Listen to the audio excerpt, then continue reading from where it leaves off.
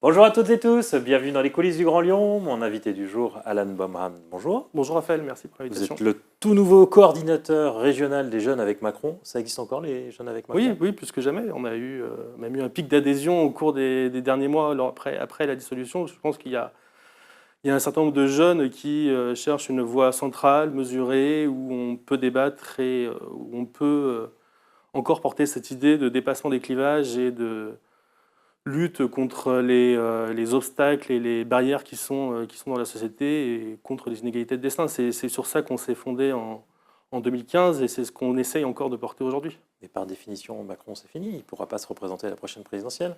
Mais nous, on sera macroniste jusqu'au dernier jour. S'il n'en reste qu'un, ce sera notre mouvement. Donc oui, il ne peut pas se présenter à la prochaine présidentielle, mais il reste 2 ans et demi d'action, notamment à ses côtés, mais aussi aux côtés d'un groupe qui représente un tiers de l'Assemblée nationale. Et vous avez prévu de changer de nom à un moment donné quand la question se posera? La question va sans doute se poser, mais c'est pas. Pas les jeunes avec Attal, les jeunes avec Darmanin, les jeunes La avec Borne? question d'incarnation se pose pas pour l'instant pour 2027, mais chacun y prendra sa part le moment venu.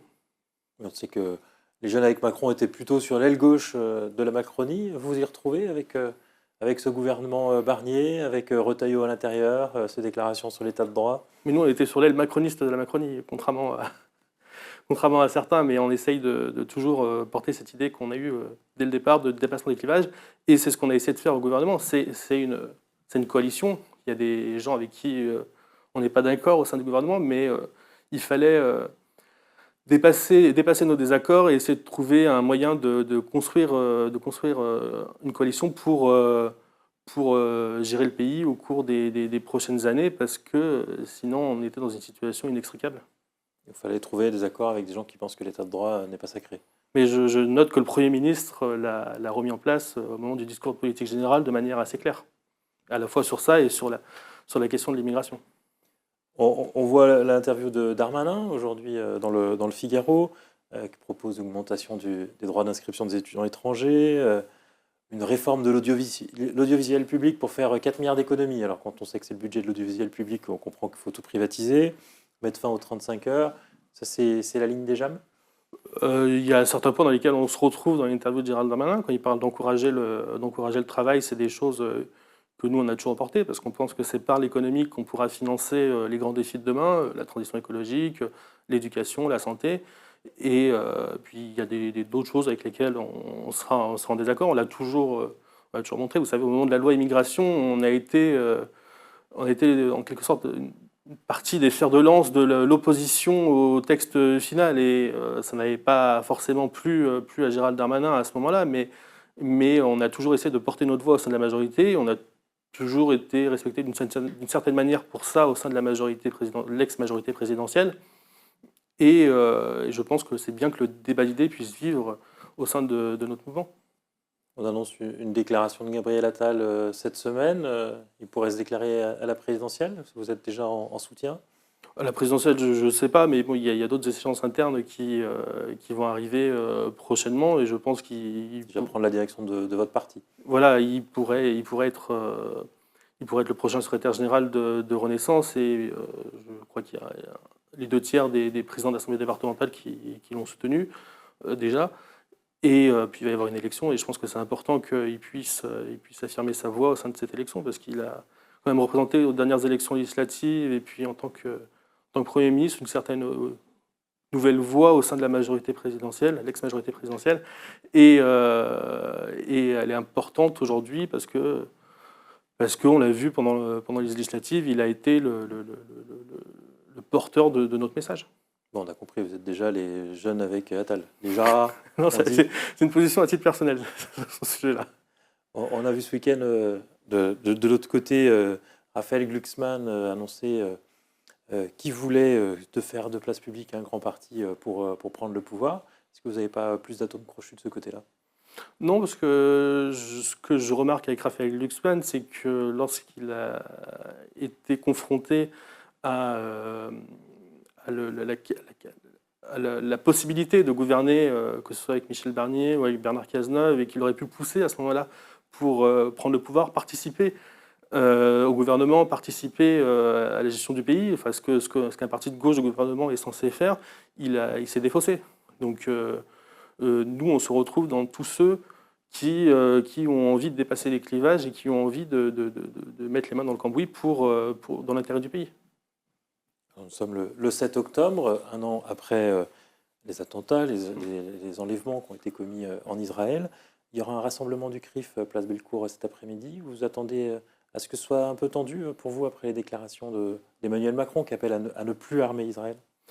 Déjà, je dois penser pour toutes les victimes et toutes les familles du 7 octobre 2023 qui ont vécu, qui ont subi un attentat terroriste du Hamas. C'est bien de le rappeler et de s'en souvenir. Il y a eu plusieurs centaines de victimes et c'est le plus grand pogrom depuis la Shoah. Donc c'est bien de marquer ce moment important. Après, concernant le président de la République, il a voulu avoir un discours de vérité. Il l'a rappelé à Benyamin Netanyahou au téléphone hier. La position qu'il tient, ce qui est la position de la France, c'est de dire que nous devons tout faire déjà pour libérer les otages. Il en reste. Nous devons tout faire pour parvenir à un cessez-le-feu durable. C'est dans l'intérêt de la région, c'est dans l'intérêt des populations civiles. Et dans cette perspective-là, la France n'a jamais livré d'armes pour bombarder Gaza et demande à ce que ces livraisons s'arrêtent parce que ces bombardements doivent cesser. C'est aussi des armes qui permettent de protéger Israël. C'est très mal vécu du côté, évidemment. Oui, mais les armes qui permettent de protéger Israël, par exemple pour le dôme de fer, là-dessus, le président de la République n'a pas demandé de fin des livraisons. Il a bien précisé que c'était les armes qui étaient utilisées pour bombarder Gaza. Un mot sur la situation politique locale. Vous travaillez avec l'attaché parlementaire de Thomas Rudigoz. Est-ce que c'est lui que vous allez soutenir pour les municipales désormais ? Je pense qu'il n'a pas encore pris de décision à ce sujet-là, même si je pense qu'il prendra toute sa part dans les prochaines échéances locales. Et on a besoin de personnalités comme lui et comme d'autres au sein de notre mouvement à Lyon, parce qu'il est ancré sur son territoire. Il a encore montré d'ailleurs aux élections législatives qu'il pouvait arriver en tête dans le 5e arrondissement au premier et au deuxième tour. Donc on va avoir besoin de lui et d'autres pour construire le rassemblement le plus large possible, à la fois de gauche, du centre et de la droite, comme on l'a toujours fait. C'est surtout le centre et la droite que vous allez rassembler.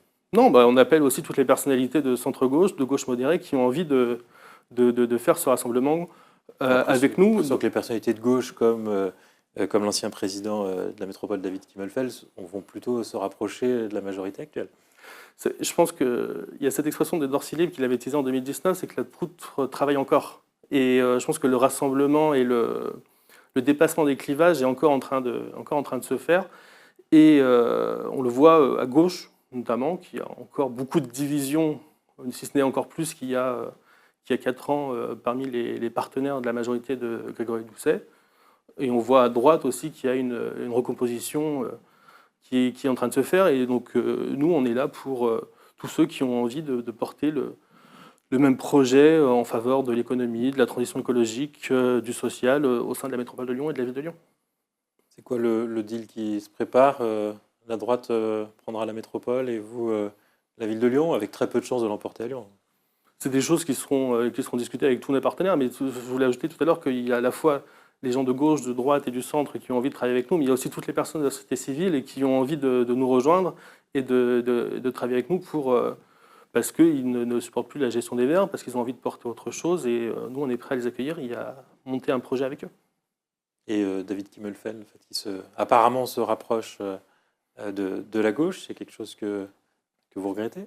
Oui, on préfère qu'il se rapproche de nous, puisqu'on a travaillé longtemps avec lui, mais après j'ai beaucoup de respect pour David Kimmelfels, parce que j'ai moi-même participé à sa campagne en 2020 contre la décision de mon parti à l'époque, puisque j'étais déjà à La République En Marche, qui avait préféré investir Gérard Collomb, et on était un certain nombre à avoir fait ce choix. Donc on va voir les décisions qu'il va prendre dans les prochaines semaines, mais on a besoin de toutes les bonnes volontés pour construire. Alan Boimran, je vous remercie. Merci à vous. Et puis moi je vous dis à demain pour une nouvelle émission des Coulisses du Grand Lyon.